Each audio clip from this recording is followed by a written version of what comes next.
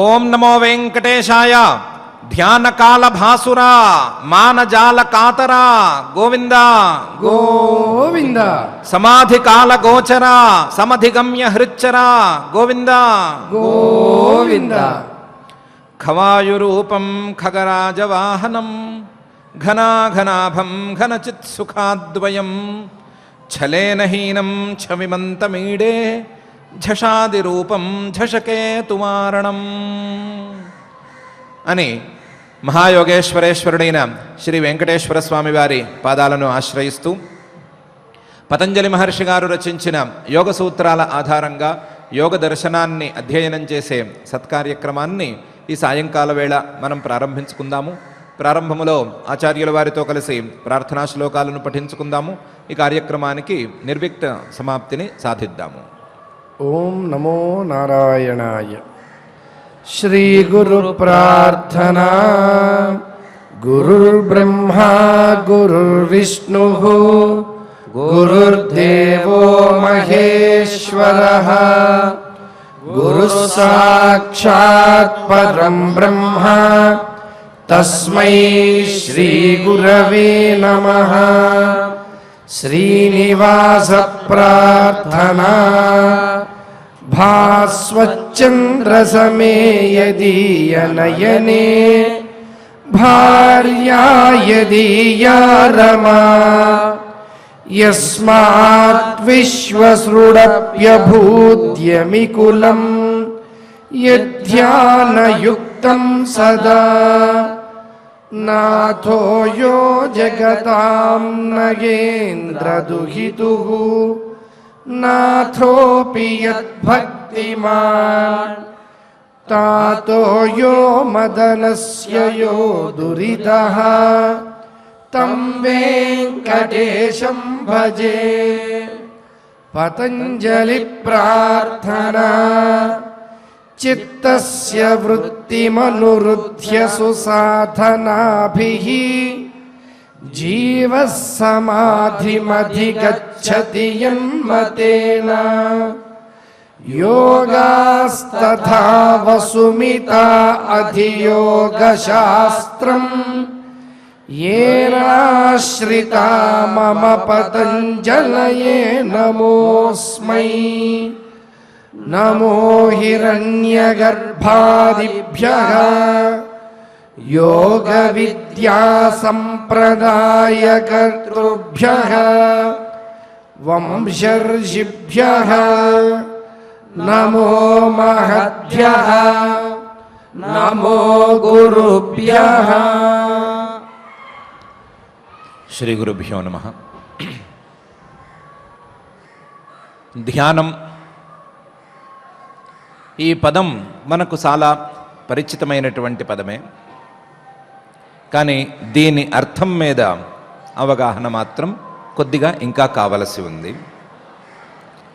ధ్యానం అంటే మనసులో వేరే ఏ భావనను రానివ్వకుండా ఇంతకు ముందే ధారణతో సిద్ధం చేసుకున్నటువంటి రూపం మీద మనసులో ఉండేటువంటి ఆలోచనలన్నిటినీ సమర్పించేయటం, మనసులోని సర్వభావాలు ఆ రూపాన్నే సర్వావస్థలలోనూ గమనిస్తూ ఉండగలగటం, మనసులోని సర్వభావాలతో ఆ రూపాన్నే నిరంతరం అనుభవిస్తూ ఉండగలగటం అనేది ధ్యానం అనే పదానికి అర్థం.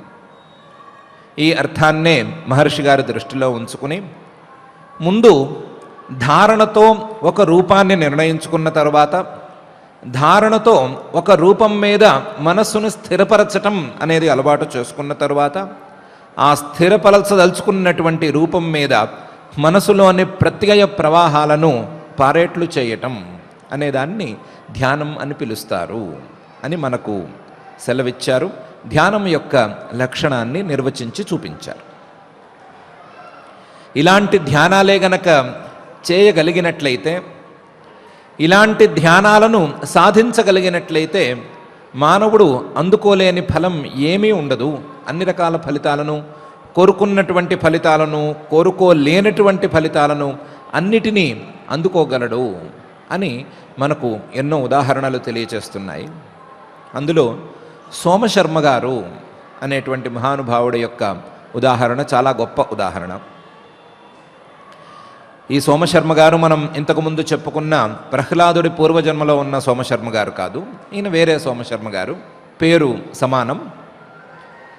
ఈయనకి ఒక భార్య, ఆవిడ పేరు సుమన. వీరిద్దరికీ తపస్సు మీద ఎక్కువ మక్కువ మొదటి నుంచి.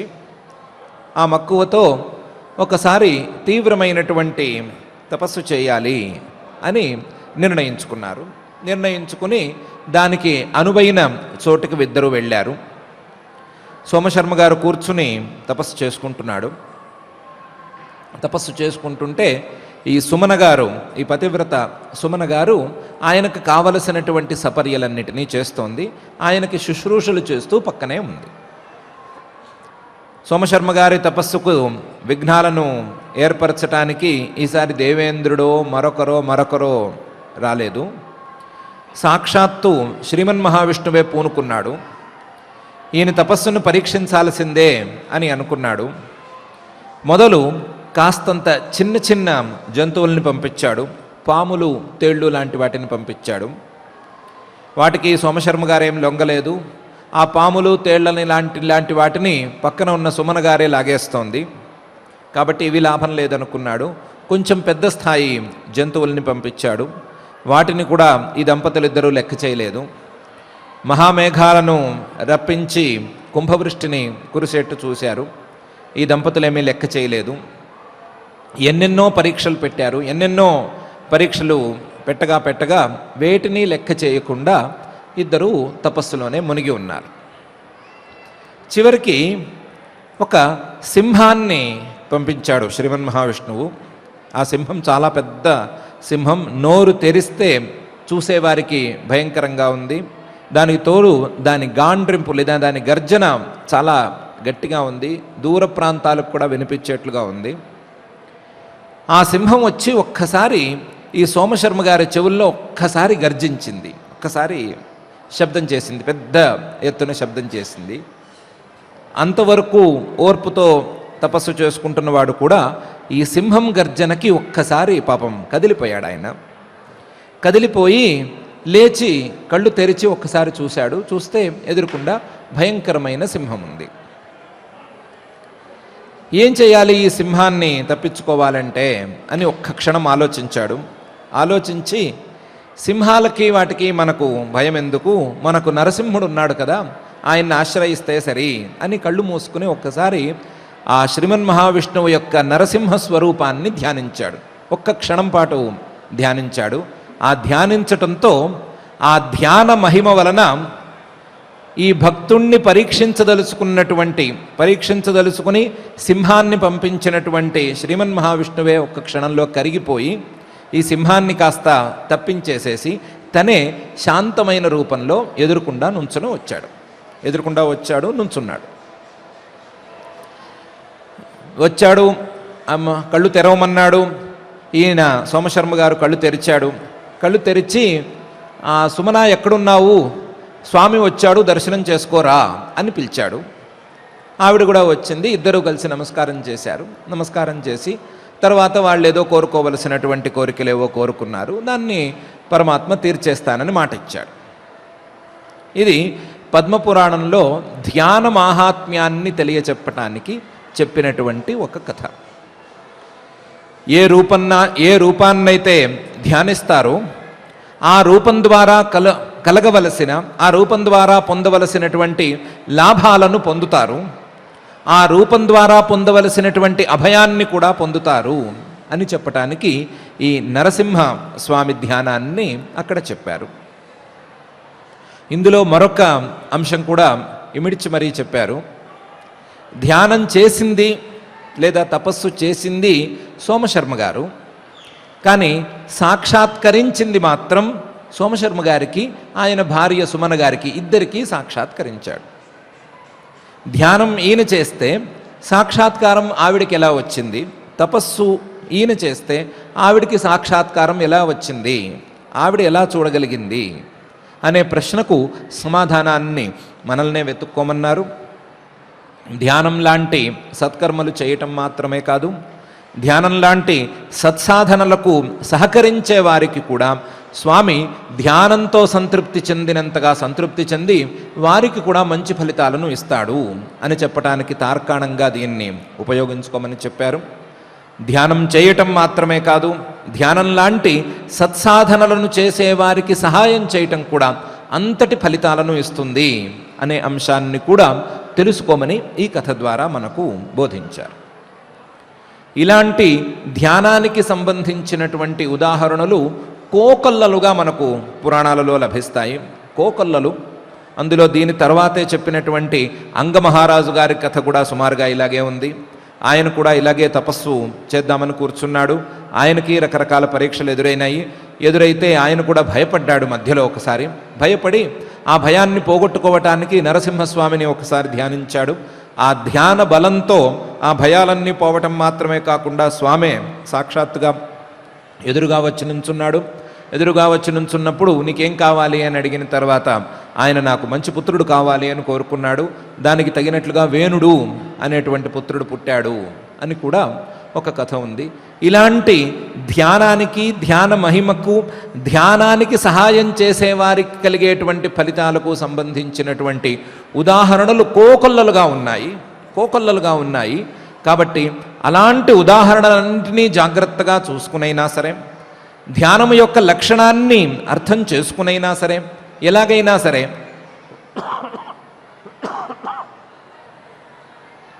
ధ్యానంతో అందుకోవలసినటువంటి ప్రయోజనాన్ని అందుకోవలసిందిగా పిలుపునిస్తూ మహర్షి గారు తత్ర ప్రత్యయైకతానత ధ్యానం అనేటువంటి సూత్రాన్ని రచించి మనకు చూపించారు.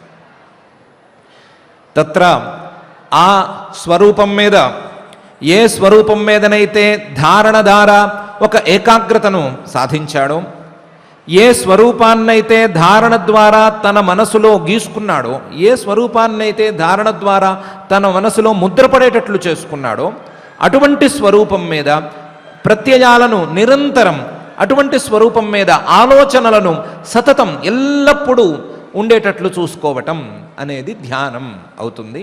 ఈ ధ్యానం యొక్క ఫలితం ఇంత అంతా అని చెప్పటానికి వీలు లేనిది అని చెప్పారు. తత్ర ప్రత్యయ ఏకతానత ధ్యానం అనేటువంటి సూత్రంలో దీన్ని చిన్నపాటి మార్పుతో విష్ణు పురాణంలో ఇంకా కావలసినటువంటి అంశాన్ని కూడా జోడించి ఇదే విషయాన్ని చెప్పారు.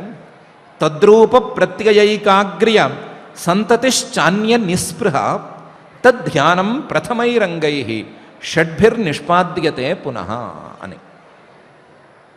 ధ్యానం అంటే ఏంటి అంటే, ఏ రూపాన్నైతే ధారణ ద్వారా సాధించి పెట్టుకున్నాడో అటువంటి రూపం మీద ప్రత్యయాల యొక్క ఏకాగ్రత, ప్రత్యయాలన్నీ వేరే వైపుకు వెళ్లకుండా, ఆలోచనలన్నీ వేరే వైపుకు సాగకుండా ఒకే అంచు వైపుకి, ఒకే విషయం మీదకు నిరంతరం పారుతూ ఉండటం ప్రత్యయ ఏకాగ్రత. సంతతి, ఆ ప్రత్యయాల యొక్క ప్రవాహం ఆగకుండా నిరంతరం పారుతూ ఉండటం అనేదాన్ని ధ్యానంగా అర్థం చేసుకోవచ్చు. ఈ ధ్యానంలో ప్రధానమైనటువంటి అంశం ఒకే స్వరూపం మీద మనస్సు నిరంతరం ప్రవహిస్తూ ఉండటం అనేది అయితే, దానికి సహకరించేటువంటివి రెండు అంశాలున్నాయి. ఒకటి, ఈ మనస్సు ఈ స్వరూపం మీదకు తప్ప వేరే అంశాల జోలికి పోకపోవటం. అన్య నిస్పృహ, వేరే అంశాల జోలికి పోకపోవటం. అసలు అటువంటి రూపాల మీదకి, బాహ్యమైనటువంటి వస్తువుల మీదకి మనస్సు కనీసం ఆలోచనలతో కానీ, ఆశలతో కానీ దేనితోనైనా సరే పోకుండా ఉండటం అనేది ఒకటి. రెండవది, ఈ ధ్యానానికి ముందు చెప్పినటువంటి 6 అంగాలను సరిగ్గా సాధించి పెట్టుకోగలిగి ఉండటం. యమ, నియమ, ఆసన, ప్రాణాయామ, ప్రత్యాహార, ధారణలు అనేటువంటి 6 అంగాలను స్థిరంగా సాధించి పెట్టుకుని ఉండటం. తద్ధ్యానం ప్రథమైరంగై షడ్భి.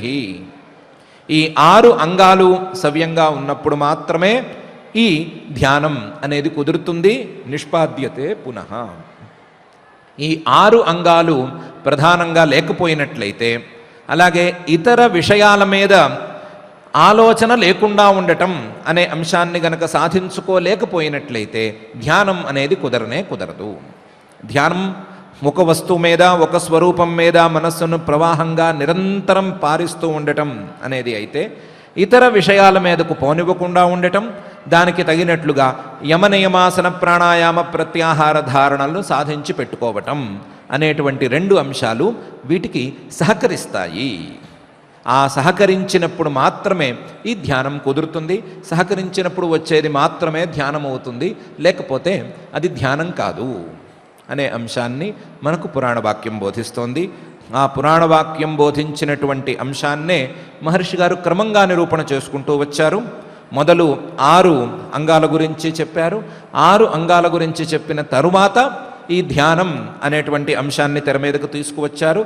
ఈ ధ్యానానికి వెనకాల ఉండేటువంటి ధారణకు ఉండేటువంటి సంబంధాన్ని చెప్పారు. సంబంధాన్ని చెప్పి ధారణ ద్వారా రూపాన్ని నిర్ణయించుకుని, రూపాన్ని ముద్ర వేసుకుని, ఆ ముద్ర పడినటువంటి రూపం మీద మనసులోని ఆలోచనల యొక్క ప్రవాహాన్ని మొత్తాన్ని కేంద్రీకరించటం అనేటువంటి అంశాన్ని ధ్యానంగా మనకు పరిచయం చేశారు. ఈ పురాణం చెప్తున్నటువంటి వాక్యానికి మహర్షి గారు క్రమంగా చెప్పుకుంటున్నటువంటి అంశాలకి ఏమి పెద్దగా తేడా లేదు. ఈ 2 రకాల నిరూపణలకి ఒక ఉదాహరణ మాత్రం చాలా ఆశ్చర్యకరమైనటువంటి ఉదాహరణ ఉంది. దుర్వాస మహర్షి గారు మనకు చాలా పరిచయం ఉన్న మహర్షి గారు. ముక్కోపి అని ప్రసిద్ధమైన మహర్షి గారు. ముక్కోపి అని ప్రసిద్ధి ఉంది, కానీ ముక్కోపం కంటే కూడా ఎక్కువగా ఉన్నది ఆయనకి పాపం దయ, మనలాంటి వారి మీద దయ. ఆ ముక్కోపానికంటే కూడా చాలా ఎక్కువగా ఉండేది తపస్సు చేయాలి అనేటువంటి తీవ్రమైన అభినివేశం. తపస్సులోనే ఎన్ని వేల లక్షల సంవత్సరాలైనా కూర్చోగలిగినటువంటి ఏకాగ్రత, ఆసనం, స్థితి ఇవన్నీ ఉన్నటువంటి మహనీయుడైన, సాక్షాత్తుగా పరమేశ్వరుడు యొక్క అవతారం అని కూడా చెప్తారు, అంశావతారం అని చెప్తారు. ఆయన మానవుడిగా పుట్టి తపస్సు చేద్దాము అని కూర్చున్నాడు. అలాంటి మహానుభావులు తపస్సుకు కూర్చుంటే సంవత్సరాలు లేదా వేల సంవత్సరాలు ఇవన్నీ లెక్కలోకి రావు. కాబట్టి ఎన్నేళ్లు చేశాడో తెలియకుండా చాలా తీవ్రమైన తపస్సే చేశాడు. తపస్సు చేస్తున్నాడు, కానీ లోపల ఒక్క విషయం మాత్రం గమనిస్తున్నాడు. ఎన్నేళ్లు పోయినా సరే నేను తపస్సు చేస్తున్నటువంటి ధర్మదేవత ప్రత్యక్షం కావడం లేదు. నేను ధర్మదేవతను మనసులో ఉంచుకుని తపస్సు చేస్తున్నాను. ఆ ధర్మదేవుడు, దేవత వాళ్ళకేమి లింగభేదం లేదు. ఆ ధర్మదేవత నాకు సాక్షాత్కరించడం లేదు. ఆ సాక్షాత్కారానికి కావలసినటువంటి ధ్యానం మొదలైన సామగ్రి మొత్తం నా దగ్గర ఉంది, అయినా సరే సాక్షాత్కరించడం లేదు. కారణం తెలియటం లేదు. తప్పు ఏంటి అనే విషయం అర్థం కావటం లేదు. తప్పు జరుగుతున్నట్లుగా కూడా ఏమీ తోచటం లేదు. ఆలస్యం అవుతోంది అనే అంశం మాత్రం ఆయనకు బాగా మనస్సుకు ఎక్కింది. అయినా సరే ఓర్పుగా తపస్సు చేస్తూనే ఉన్నాడు. ఒకరోజు ఈ ధర్ముడు లేదా ధర్మదేవత ఓ పెద్ద పరివారంతో, పెద్ద పటాలంతో ఆయన ముందు దిగింది. పెద్ద పరివారం, అందులో స్త్రీలున్నారు, పురుషులున్నారు, చాలామంది ఉన్నారు. వాళ్ళందరూ కలిసి ఒకేసారి ఈ దుర్వాసుడు ముందు నుంచున్నారు. మామూలుగా ధ్యానంలో కానీ లేకపోతే తపస్సులో కానీ ఏ దేవతను గురించి ధ్యానం లేదా తపస్సు చేస్తారో ఆ దేవత ప్రత్యక్షమవ్వటం సహజం. ఏ దేవతకు సంబంధించినటువంటి భార్యను కానీ భర్తను కానీ కలిపి చేస్తారో, లక్ష్మీనారాయణుడు లేదా గౌరీ శంకరులు, పార్వతీ పరమేశ్వరులు ఇలాంటి రూపంలో ధ్యానం చేస్తారో వాళ్ళిద్దరూ మాత్రం రావటం సహజం. దానికి విరుద్ధంగా ధర్ముడి గురించి తపస్సు చేస్తే ఓ పెద్ద పటాలమే దిగిపోయింది.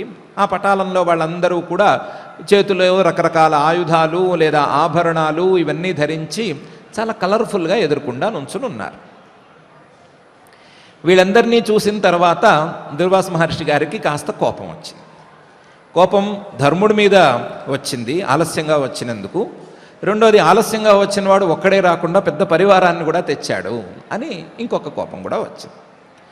వచ్చి ఆ కోపాన్ని ప్రదర్శించకుండానే, అయ్యా ధర్మదేవత గారు చాలా సంతోషం, మీరు ప్రత్యక్షమయ్యారు, చాలా కాలానికి ప్రత్యక్షమయ్యారు, మీతో పాటు పరివారాన్ని కూడా తెచ్చారు, ఎవరి పరివారం అంతాను, ఎవరు వీరు అని అడిగాడు. అడిగితే ధర్మదేవత చాలా విస్తృతంగా చెప్పి, ఈవిడ నా తల్లి దయ, ఈవిని తీసుకొచ్చాను నేను. రెండవది సత్యం, బ్రహ్మచర్యం, తపస్సు అనే వీరు ముగ్గురు వరుసగా ఉండేటువంటి అన్నదమ్ములు. వీరితో పాటుగా యమం, నియమం అనే ఇద్దరు పండితులు వచ్చారు, వీళ్ళని కూడా తీసుకొచ్చాను. దానం అనే దాన్ని కూడా తెచ్చాను. ఈయన ధగధగధగా వెలిగిపోతున్నాడు చూడు, అగ్నిహోత్రుల్లాగా ఉన్నాడు ఈయన దానం. ఇలాగే క్షమ, శాంతి, లజ్జ, అహింస, స్వచ్ఛత అనే 5 స్త్రీలు కూడా వచ్చారు.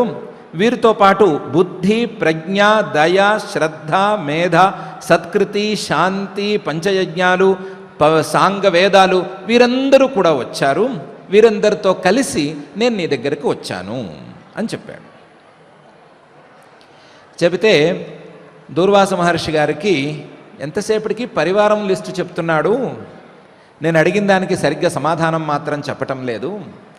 నేను అడిగింది చాలా సంతోషం, ఇప్పుడు వచ్చారు మీరు అని అడిగింది, ఇంత ఆలస్యంగా ఎందుకు వచ్చారు అని, ఆలస్యానికి కారణం ఏంటి అని. ఈయన ఆలస్యానికి కారణం మాత్రం చెప్పకుండా ఏదో వచ్చిన వాళ్ళ పేర్లు చెప్తున్నాడు, అందులో స్త్రీలు ఉన్నారంటున్నాడు, పురుషులు ఉన్నారంటున్నాడు, అసలు సమాధానం చెప్పడం లేదేంటి అని ఇంకొంచెం కోపాన్ని ప్రదర్శించి, చాలా సంతోషం మీరు దయచేశారు అన్నాడు. ధర్ముడికి విషయం అర్థమైంది. మామూలుగా ఇలాంటి సాక్షాత్కారాలు జరిగినప్పుడు వెంటనే ఆ సాక్షాత్కరించిన దేవతను స్తుతి చేయాలి, ఏదో నమస్కారం చేయాలి, ఇంకోటి ఏదో చేయాలి. అవన్నీ చేయకుండా ఈయన కాస్త పుల్ల విరిచినట్టు మాట్లాడుతున్నాడు. కోపం వచ్చింది ఈయనకి. అని, మహర్షి నువ్వు చాలా పెద్ద మహర్షివి, పెద్ద స్థాయి వాడివి, నీలాంటి వాడికి కోపం రాకూడదు. కోపం అనేది నీకు అలంకారమేమీ కాదు. క్రోధోహి నాశయే శ్రేయ తప ఏవ న సంశయ సర్వనాశకరస్తస్మాత్ క్రోధం తత్ర వివర్జయేత్ అని చెప్పాడు. నువ్వు అనుకుంటున్నట్లుగా నీకు ఉండేటువంటి కోపం నీకేమీ మంచిది కాదు. నీ కోపం నీ శ్రేయస్సుని ఒకప్పుడు నశింపజేయొచ్చు, నీ శ్రేయస్సుని పాడు చేయొచ్చు. ఇంతేకాదు నీ తపస్సు మొత్తాన్ని అది తినేసేయచ్చు.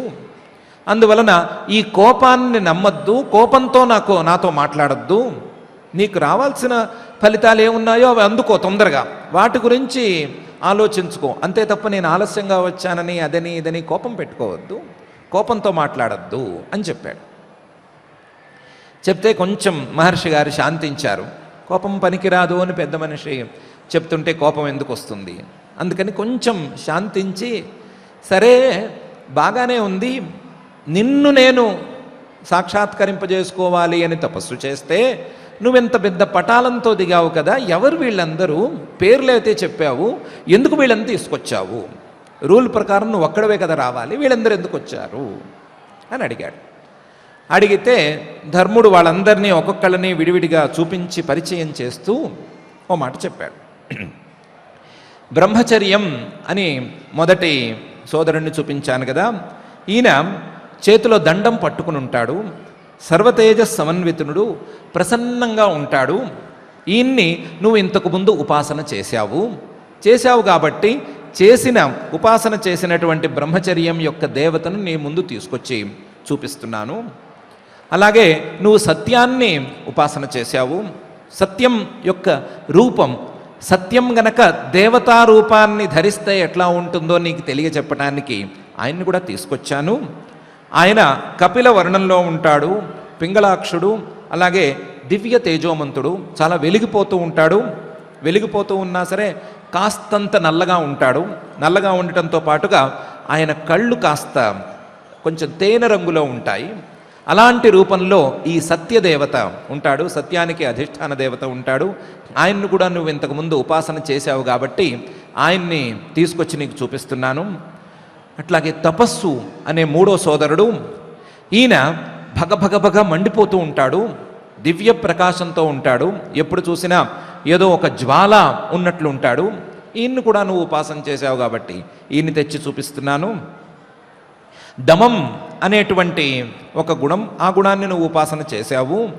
ఈయన ప్రసన్నమైనటువంటి వాక్కు కలిగినవాడు, చాలా ప్రకాశం ఉండేటువంటి వాడు, ప్రాణులన్నిటినీ కూడా దయతో చూసేటువంటి వాడు, అహింసకు తోడ్పడేటువంటి వాడు. ఈయన్ని నువ్వు చాలా కష్టపడి సాధించుకున్నావు కాబట్టి ఆ దమం ఒక దేవతా రూపాన్ని ధరిస్తే ఎట్లా ఉంటుందో చూపించడానికి తెచ్చేశాను. ఇదైన తర్వాత నియమం అనే దాన్ని కూడా తెచ్చాను. ఈయన కొంచెం జడలు కట్టి ఉంటాడు, కఠినంగా ఉంటాడు, నియమాలను కఠినంగానే పాలింపజేస్తాడు. అలాగే పింగళ వర్ణంలో ఉంటాడు, కొంచెం తేనె రంగులోనో లేదా గడ్డి రంగులోనో ఉంటాడు. అలాగే ఖడ్గహస్తుడు, కత్తిని చేతిలో ధరించి ఉంటాడు. ఏమాత్రం తేడా వచ్చినా సరే అక్కడేదో ఖండన జరిగిపోతుంది అన్నంత భయాన్ని కలిగించేలా ఉంటాడు. కానీ శాంతంగా ఉంటాడు. ఒకవైపు దండనను ఇవ్వటానికి సిద్ధంగా ఉంటాడు, మరొక వైపు శాంతంగా ఉంటాడు. అలాంటి విచిత్రమైనటువంటి దేవుడైన ఈయన్ని నీకు పరిచయం చేద్దామని తీసుకొచ్చాను. అలాగే శౌచం అనేటువంటి దేవతను కూడా తెచ్చాను. ఈయన కాంతి కలిగినటువంటి వాడు, చాలా స్వచ్ఛంగా ఉంటాడు. కమండలము, దంతకాష్టం, పళ్ళు తోముకోవటానికి పుల్లను ధరించి ఉంటాడు ఎప్పుడు. ఈయనను కూడా నీకు పరిచయం చేద్దాము అని తీసుకొచ్చాను. ఈయనను నువ్వు చాలా సాధించి కష్టపడి నువ్వు మనసులో ఉంచుకుని నిలబెట్టుకున్నావు. ఆయన యొక్క దేవతా రూపాన్ని నీకు పరిచయం చేద్దామని తెచ్చాను. వీళ్ళతో పాటు చాలామంది స్త్రీలు కూడా ఉన్నారు. ఆ స్త్రీలలో మొదటి స్త్రీ శుశ్రూష, సేవ చేయాలి అనేటువంటి అభిలాష, సేవ చేయాలి అనేటువంటి తత్వం. ఈవిడ మహాసాధ్వి అయినటువంటి దేవత, నిరంతరం సత్యాన్నే చెబుతుంది. శుశ్రూష సత్యాన్ని మాత్రమే చెబుతుంది. అన్ని ఆభరణాలతోనూ కూడి ఉంటుంది, కానీ ఎప్పుడూ పని చేయటానికి మాత్రం వెనకాడదు. గురువులు పెద్దలు చెప్పినటువంటి పనులను వెంటనే చేయాలి అనేటువంటి అభిప్రాయంతో ఉంటుంది.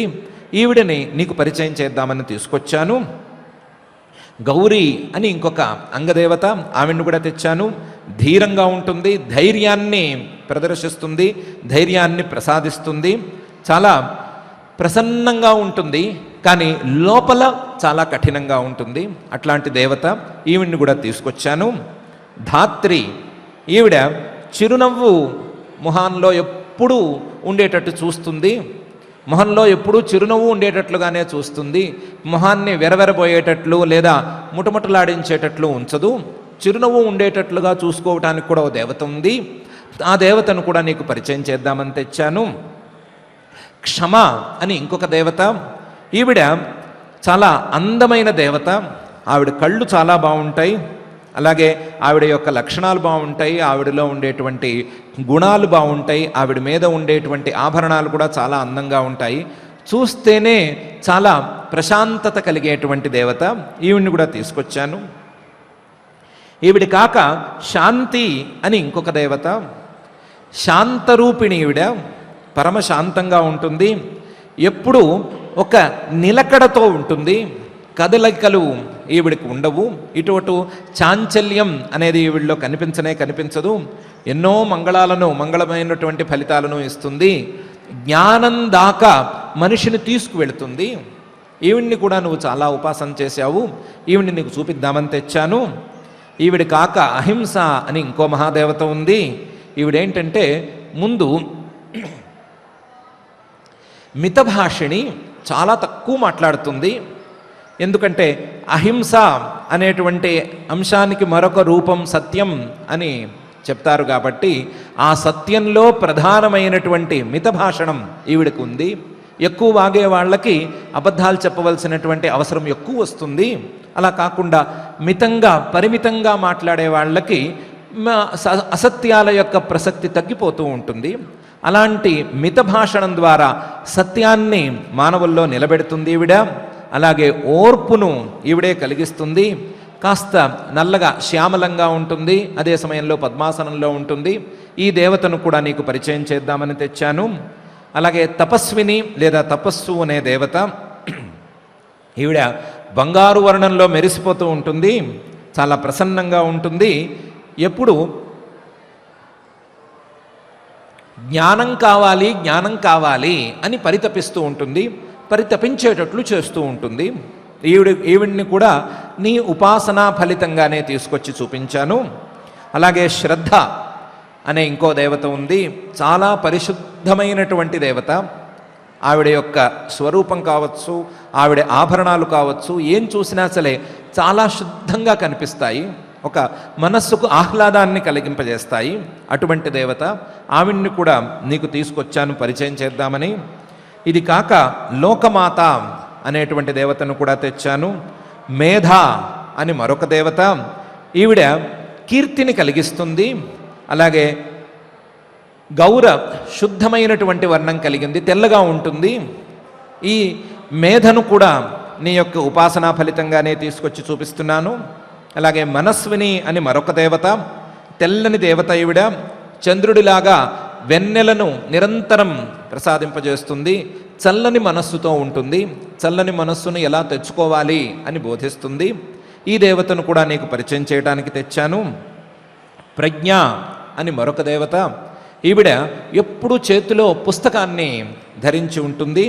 ఎప్పుడు ఒక చేతిలో పుస్తకాన్ని, ఒక చేతిలో పద్మాన్ని ధరించి ఉంటుంది. పుస్తకాన్నేమో జ్ఞాన సముపార్జనకు సాధనంగా చూపిస్తూ ఉంటుంది, పద్మాన్నేమో జ్ఞానం యొక్క అభివృద్ధిని లేదా జ్ఞానం యొక్క వికాసాన్ని సూచించడానికి నిరంతరం ధరిస్తూ ఉంటుంది. ఈ రెండిటి ద్వారా మాత్రమే ప్రజ్ఞ ఏర్పడుతుంది, ప్రజ్ఞ ద్వారా ఈ రెండు మాత్రమే ఏర్పడాలి అనే అంశాన్ని నిరంతరం బోధిస్తూ ఉంటుంది. ప్రజ్ఞ ద్వారా మోసాలు చేయటమో లేదా ఎక్కువగా సంపాదించటమో అన్యాయాలకు పోవటమో అనేది సరి అయినది కాదు. ప్రజ్ఞ ద్వారా జ్ఞాన వికాసాన్ని సంపాదించటం, పుస్తక పఠనం లాంటి మంచి అభ్యాసాల ద్వారా జ్ఞాన వికాసానికి ప్రయత్నం చేయటం అనేదే సరియైన పద్ధతి అని బోధిస్తూ ఉంటుంది. ఈవిడ్ని కూడా నీ యొక్క సాధనకు తగినట్లుగా తీసుకొచ్చాను. దయా అని మరొక దేవత, ఈవిడ చాలా గొప్ప దేవత. లక్కలాగా కొంచెం ఎర్రగా ఉండేటువంటి దేవత. ఈవిడ చాలా ప్రసన్నమైనటువంటి చిత్తం కలిగి ఉంటుంది, ఎప్పుడూ మంచి పట్టుబట్టలు కట్టుకుంటూ ఉంటుంది, ముల్లోకాలని పోషిస్తుంది, అందరికీ ఉపకారం చేస్తుంది. ఉపకారం చేయటం మాత్రమే కాదు, అందరితోనూ మన్ననలను అందుకుంటూ ఉంటుంది. ఈ దేవతను కూడా నీ యొక్క ఉపాసనా ఫలితంగానే తీసుకొచ్చాను. వీరందరూ కాకుండా ఈవిడ నా తల్లి అని ముందు పరిచయం చేశాను కదా, ఆవిడ కూడా అలాగే ఉంది. వీరందరినీ నీ ముందుకు ఎందుకు తీసుకొచ్చాను అంటే, వీరందరినీ నువ్వు ఇంతకుముందు చాలా సంవత్సరాల పాటు సాధించావు. సాధించి వీరి యొక్క బలంతో, వీరి యొక్క అనుగ్రహంతో ఈ తపస్సుకు కూర్చున్నావు. ఈ తపస్సుకు కూర్చోవటంలో, ఈ ధ్యానంలో నీకు ఏకాగ్రత రావటంలో వీరందరూ నీకు సహకరించి ఉన్నారు. వీరందరినీ నువ్వు ప్రార్థించి ఉన్నావు, వీరందరూ నిన్ను అనుగ్రహించి ఉన్నారు. వారి యొక్క రూపాలను కూడా ఒకసారి నీకు చూపిస్తే నీకు మరింత సంతోషం కలుగుతుంది కదా అనే ఉద్దేశంతో తెచ్చాను. వీరందరినీ చూసి, వీరితో పాటు ప్రత్యక్షమైనటువంటి నన్ను చూసి నువ్వు శాంతించవలసింది, శాంతించి నీకు కావాల్సింది ఏదో కోరుకోవలసింది, ఈ కోపం మాత్రం ప్రదర్శించకుండా ఉండవలసింది అని చెప్పాడు. చెప్తే దుర్వాస మహర్షి గారు శాంతించటం అనేది మర్చిపోయాడు. కోపగించుకోవటం అనే దాన్ని కూడా రూట్ మార్చి వేరే అంశంలో కోపాన్ని పెంచుకున్నాడు.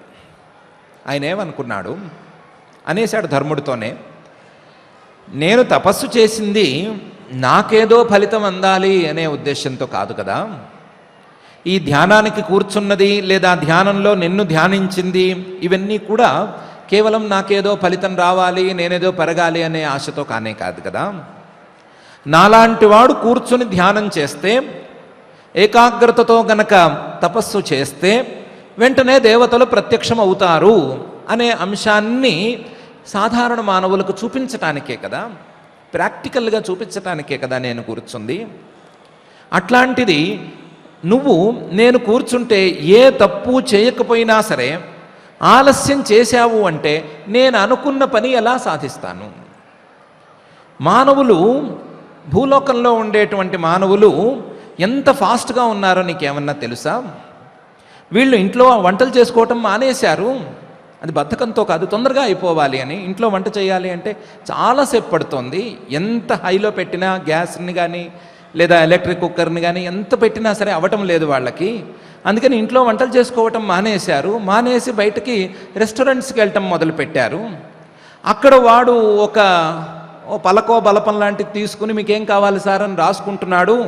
ఆ రాసుకుని వీడు ఆర్డర్ తీసుకుని అక్కడికి వెళ్ళి అదేదో వండో వార్చో తీసుకొచ్చి మళ్ళీ వీళ్ళకి పెట్టేంత వరకు వీళ్ళు వెయిట్ చేయలేకపోతున్నారు. అప్పటికీ వాడేదో అపిటలైజర్స్ అని అవని ఇవని పెడతాడు. పెట్టినా సరే వీళ్ళకి అనుకున్నది అనుకున్నట్టుగా వెంటనే రావటం లేదు అని ఇది తగ్గక, ఉత్సాహం తగ్గక రెస్టారెంట్స్కి వెళ్ళటం కూడా మానేశారు. ఫాస్ట్ ఫుడ్ సెంటర్స్కి వెళ్తారు.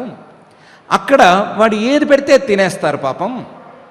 ఫాస్ట్గా వచ్చిందా లేదా, ఆ కూర నిన్నటిదా మొన్నటిదా అని అడగరు.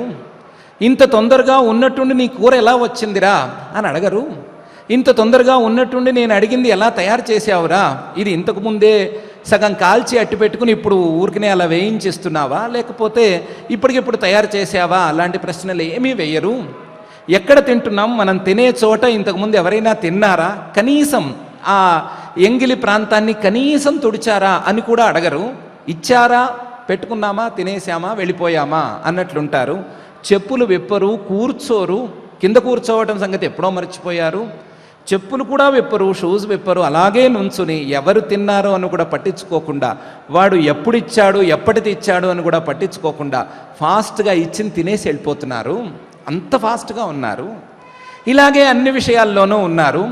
ఇలా ఫాస్ట్ ఫాస్ట్ ఫాస్ట్ అనుకునేటువంటి మనుషులకి ధ్యానం గురించి చెప్పాలన్నా కన్విన్స్ చేయాలన్నా ఏదో కావాలి కదా. వీళ్ళని ఏదో విధంగా కథలు చెప్పి కన్విన్స్ చేసి ఏదో ధ్యానాన్ని కూర్చోపెడదాము అని అనుకుంటే, వీళ్ళతో చిన్నపాటి సాధనలను చేయిద్దాము అని అనుకుంటే, దానికి తగినట్లుగా మీకు తొందరగానే అందుతుందిలేండి అని ధైర్యం చెప్దాము అనుకుంటే, నువ్వు నాకు ఎందుకు సహకరించడం లేదు, నువ్వు నాకు సహకరించట్లేదు.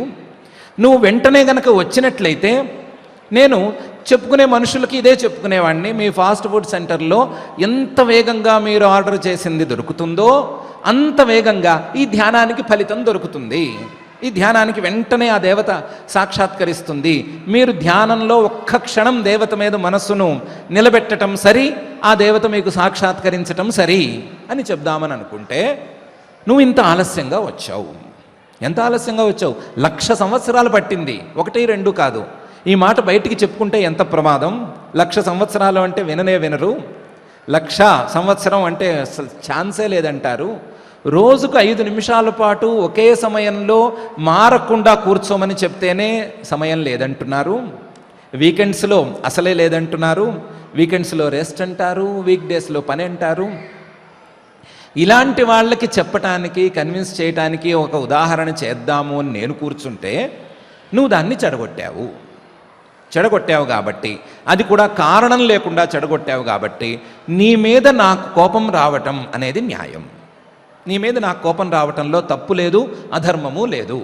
కాబట్టి నిన్ను నేను శపించవలసిందే అని కూర్చున్నట్ట. దేవతని సాక్షాత్కరింపజేసుకోవడానికి పాపం ఈయన ధ్యానం చేశాడు. దేవత సాక్షాత్కరించిన తర్వాత వరాలు అడగట్లేదు, నిన్ను నేను శపిస్తాను అని కూర్చున్నాడు. ఆ దేవుడేమో పాపం గడగడ వణుకుతూ అక్కడే నుంచున్నాడు. నుంచుని, మహర్షి శాంతించు, దానికి వేరు వేరే కారణాలున్నాయి, నేను చెప్పుకోలేను. ఇప్పటికైతే నేను వినయంగా మాట్లాడుతున్నాను కదా, ఇప్పటికీ ఎందుకు నువ్వు పిలిచినప్పుడు రావడానికి నాకేం పని పాట లేదా అని అనటం లేదు కదా, నేనేదో వినయంగానే ఉంటున్నాను కదా. వినయంగా ఉండే వాళ్ళ మీద ఈ శాపాలు అవి ప్రదర్శించకూడదు, పిచ్చుకు మీద బ్రహ్మాస్త్రాలు వేయకూడదు. నీ ముందు నేను ఎంత, నువ్వేదో ఫలానా ఫలితం కోసం చేశావు అని చూసుకోక వేర్వేరు కారణాలతో నేను రాలేదు, నా మీద ఈ శాపం అనేటువంటి అస్త్రం ప్రయోగించద్దు అని అన్నాడు. ఎదురుకుండా ఉన్నది దూర్వాస మహర్షి గారు. ఆయన అన్నాడు, నువ్వు అంటున్న కొద్దీ నాకు ఇంకా పెరిగిపోతోంది. ఇప్పటికి 3 రౌండ్లు పెరిగింది. ఒక శాపం కాదు, 3 శాపాలు పెట్టాలి నీకు. 3 శాపాలలో నీకు ఆప్షన్స్ ఇస్తున్నాను. ఒకటి, ఒక మహారాజుగానైనా పుట్టు, లేదా ఒక దాసీపుత్రుడుగానైనా పుట్టు, లేదా ఒక కాటికాపరిగానైనా తయారవు. కాటికాపరిగానైనా పుట్టు. ఈ 3 ఏదో ఒక శాపాన్ని నువ్వు సెలెక్ట్ చేసుకో అన్నాడు. 3 ఏదో ఒక శాపం సెలెక్ట్ చేసుకోమంటే ఎవరు చేసుకుంటారు? అది మంచిదైతే ఒకటి తీసుకుంటారు, కానీ శాపం అని పేరు పెట్టి మూడిట్లో ఒకటి తీసుకోమంటే ఎలా తీసుకుంటారు?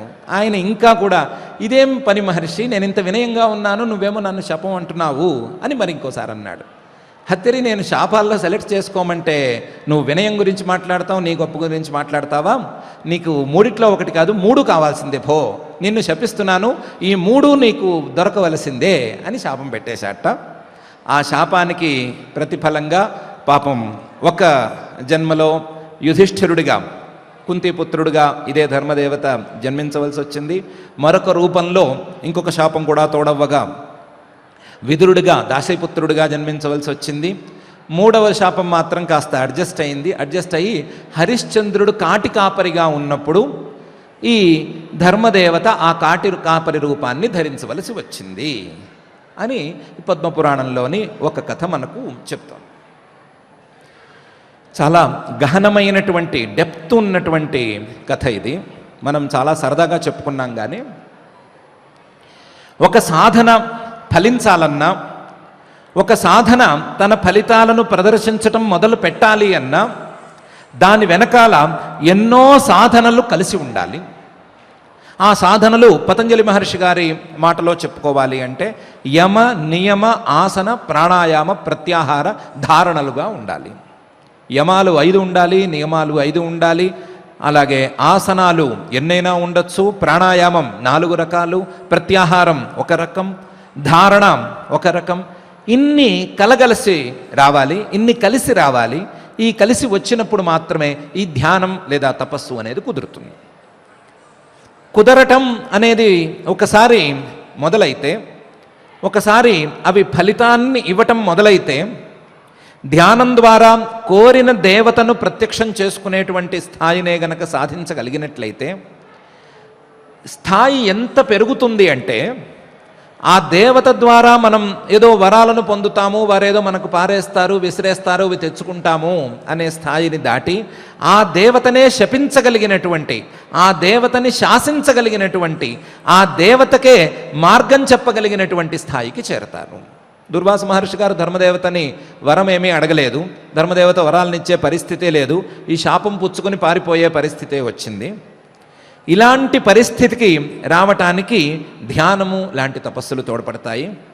ఇలాంటి పరిస్థితికి ధ్యానం రావటానికి దాని కింద ఉండేటువంటి బేస్ లైన్ లాంటి సాధనలు తోడ్పడతాయి.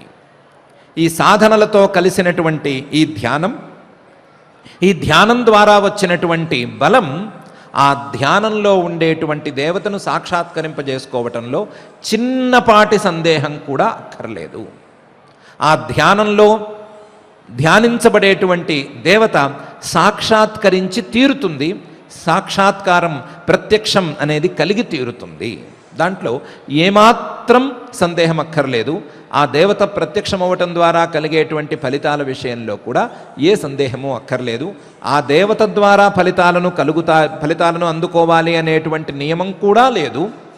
అప్పటికే ఆ స్థితిని కూడా సాధకుడు దాటిపోయి ఉండవచ్చు, లేదా సిద్ధిని ఇంకా కూడా పెంచుకుని ఉండవచ్చు అని ఈ ఉదాహరణ మనకు చెబుతూ ధ్యానం, ఆ ధ్యానానికి కావలసినటువంటి సామగ్రి, ఆ సామగ్రిని తెచ్చుకునేందుకు చేయవలసినటువంటి ప్రయత్నం, వీటి మీద మన మనస్సును ఏకాగ్రం చేసేందుకు దోహదపడుతోంది.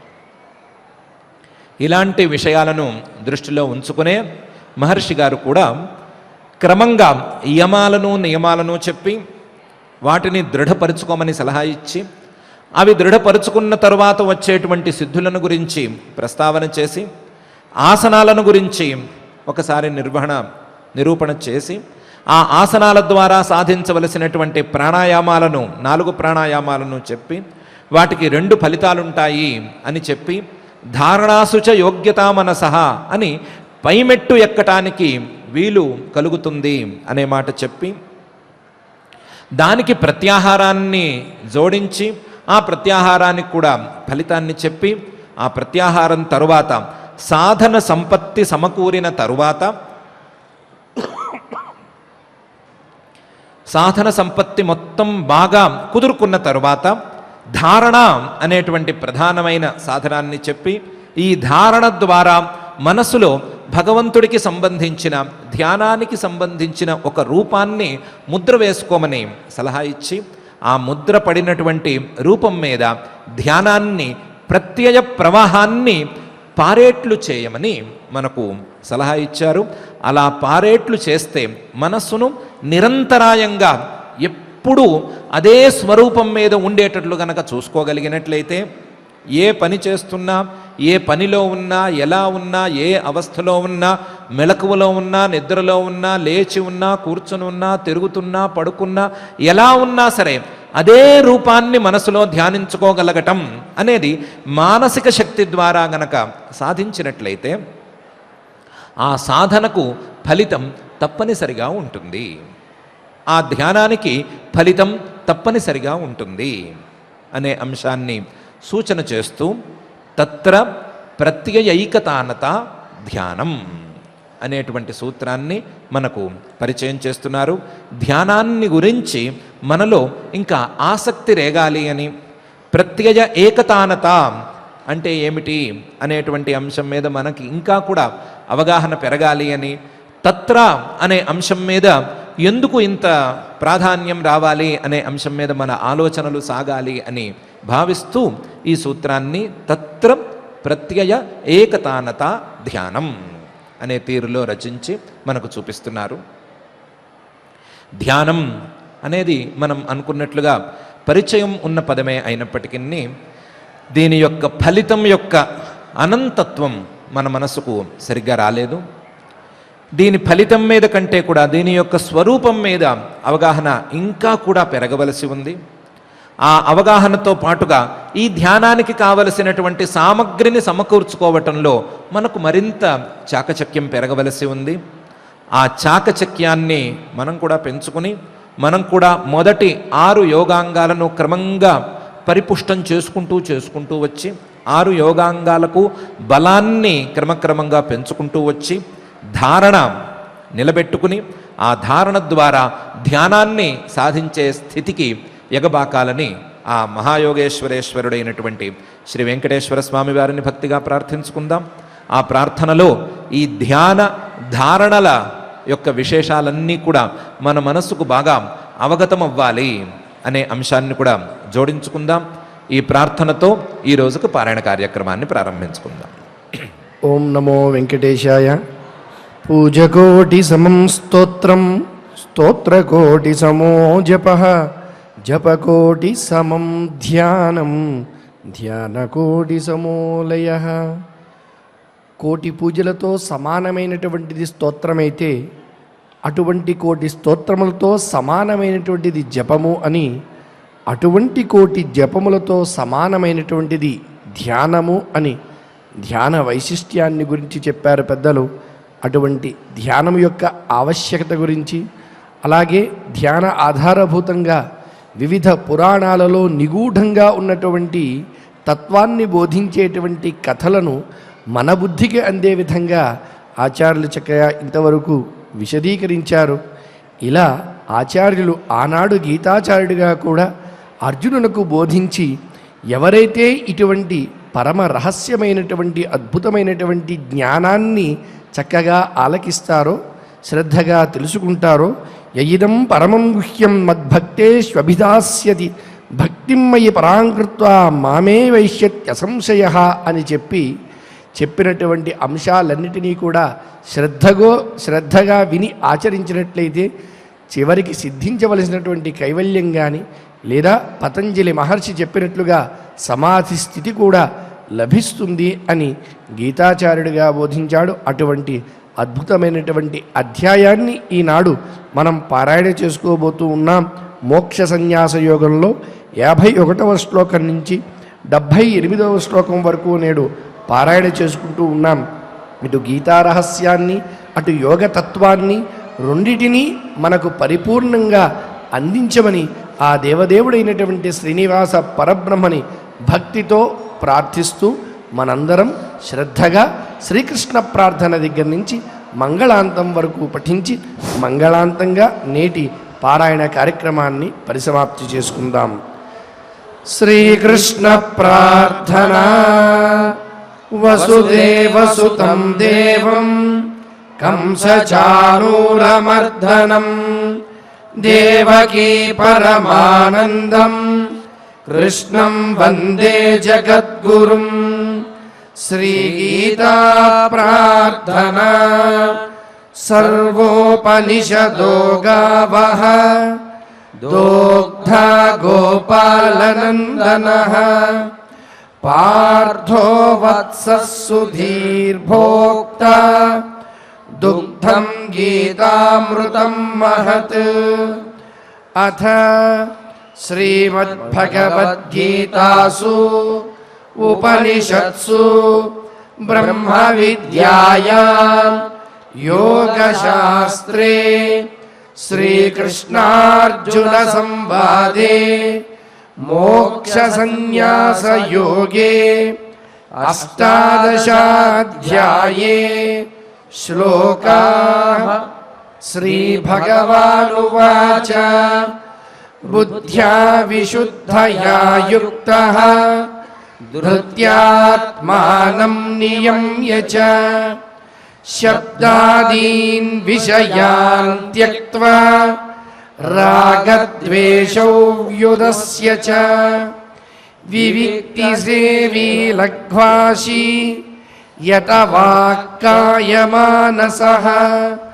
ధ్యానయోగపరో నిత్యం వైరాగ్యం సముపాశ్రితః అహంకారం బలం దర్పం కామం క్రోధం పరిగ్రహం విముచ్య నిర్మమః శాంతః బ్రహ్మభూయాయ కల్పతే. బ్రహ్మభూతః ప్రసన్నాత్మా న శోచతి న కాంక్షతి సమః సర్వేషు భూతేషు మద్భక్తిం లభతే పరా. భక్త్యా మామభిజానాతి యావాన్యశ్చాస్మి తత్వతః తతో మాం తత్వతో జ్ఞాత్వా విశతే తదనంతరం. సర్వకర్మాణ్యపి సదా కుర్వాణో మద్వ్యపాశ్రయః మత్ప్రసాదాదవాప్నోతి శాశ్వతం పదమవ్యయం.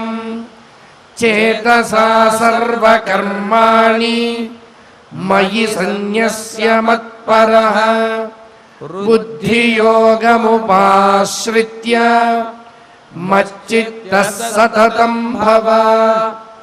మచ్చిత్తః సర్వదుర్గాణి మత్ప్రసాదాత్ తరిష్యసి. అథ చేత్త్వమహంకారాత్ న శ్రోష్యసి వినక్ష్యసి. యదహంకారమాశ్రిత్య న యోత్స్య ఇతి మన్యసే. మిథ్యైష వ్యవసాయస్తే ప్రకృతిస్త్వాం నియోక్ష్యతి. స్వభావజేన కౌంతేయ నిబద్ధస్వేన కర్మణ కర్తుం నేచ్ఛసి యన్మోహాత్ కరిష్యస్య వశోపి తత్. ఈశ్వరः సర్వభూతానాం హృద్దేశేऽర్జున తిష్ఠతి. భ్రామయన్ సర్వభూతాని యంత్రారూఢాని మాయయా. తమేవ శరణం గచ్చ సర్వభావేన భారత. తత్ప్రసాదాత్ పరాం శాంతిం స్థానం ప్రాప్స్యసి శాశ్వతం. ఇతి తే జ్ఞానమాఖ్యాతం గుహ్యాత్ గుహ్యతరం మయా. విమృశ్యైతదశేషేణ యథేచ్ఛసి తథా కురు. సర్వగుహ్యతమం భూయః శృణు మే పరమం వచః. ఇష్టోసి మే దృఢమితి తతో వక్ష్యామి తే హితం. మన్మనా భవ మద్భక్తః మద్యాజీ మాం నమస్కురు మామే వైష్యసి సత్యం తే ప్రతిజానే ప్రియోసి మే సర్వధర్మాన్ పరిత్యజ్య మామేకం శరణం వ్రజ అహం త్వా సర్వపాపేభ్యః మోక్షయిష్యామి మా శుచః ఇదం తే న తపస్కాయ నా భక్తాయ కదాచన న చాశుశ్రూషవే వాచ్యం న చ మాం యోऽభ్యసూయతి య ఇదం పరమం గుహ్యం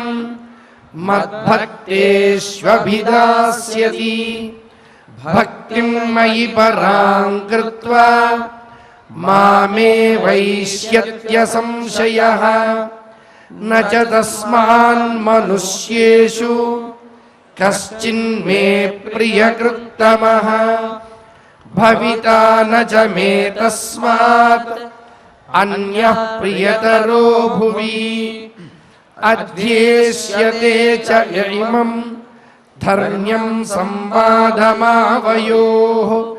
జ్ఞానయజ్ఞేన తేనాహం ఇష్టస్యామితి మే మతిః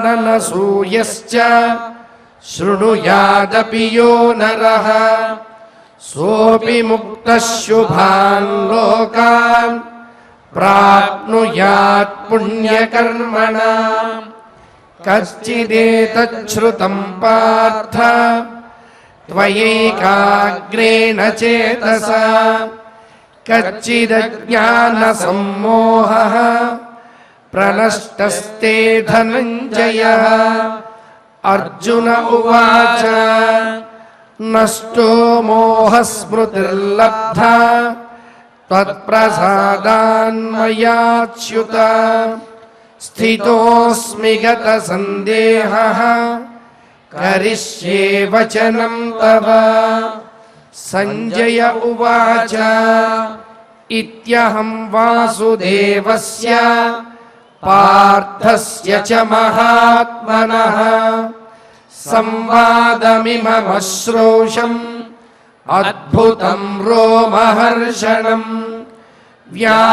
వ్యాసప్రసాదాత్ శ్రుతవాన్ ఏతద్గుహ్యమహం పరం యోగం యోగేశ్వరాత్ కృష్ణాత్ సాక్షాత్ కథయత స్వయం రాజన్ సంస్మృత్య సంస్మృత్య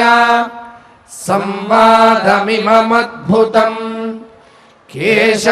కేశవార్జునయోః పుణ్యం హృష్యామి చ ముహుర్ముహుః తచ్చ సంస్మృత్య సంస్మృత్య రూపమత్యద్భుతం హరేః విస్మయో మే మహాన్ రాజన్ హృష్యామి చ పునః పునః యత్ర యోగేశ్వరః కృష్ణః యత్ర పార్థో ధనుర్ధరః తత్ర శ్రీర్విజయో భూతిః ధ్రువా నీతిర్మతిర్మమ ఇతి శ్రీమద్భగవద్గీతాసు ఉపనిషత్సు బ్రహ్మ విద్యాయాం యోగశాస్త్రే శ్రీకృష్ణార్జున సంవాదే మోక్ష సన్యాస యోగే అష్టాదశాధ్యాయే శ్లోకాః యత్ర యోగేశ్వరః కృష్ణః యత్ర పార్థో ధనుర్ధరః తత్ర శ్రీర్విజయో భూతిః ధ్రువా నీతిర్మతిర్మమ అథ క్షమా ప్రార్థనా యదక్షరపదభ్రష్టం మాత్రాహీనం చ యద్భవేత్ తత్సర్వం క్షమ్యతాం దేవ नारायण नमोऽस्तु ते। अथ भगवत्समर्पणम् कायेन वाचा मनसेन्द्रियैर्वा बुद्ध्यात्मना वा प्रकृते स्वभावात् करोमि यद्यः सकलं परस्मै नारायणायेति समर्पयामि। अथ लोकक्षेम प्रार्थना। सर्वे भवन्तु सुखिनः सर्वे सन्तु निरामयाः सर्वे भद्राणि पश्यन्तु मा कश्चित् दुःखभाग् भवेत्। अथ मङ्गलम् श्रियः कान्ताय कल्याणनिधये निधयेऽर्थिनाम् श्रीवेङ्कटनिवासाय श्रीनिवासाय मङ्गलम्।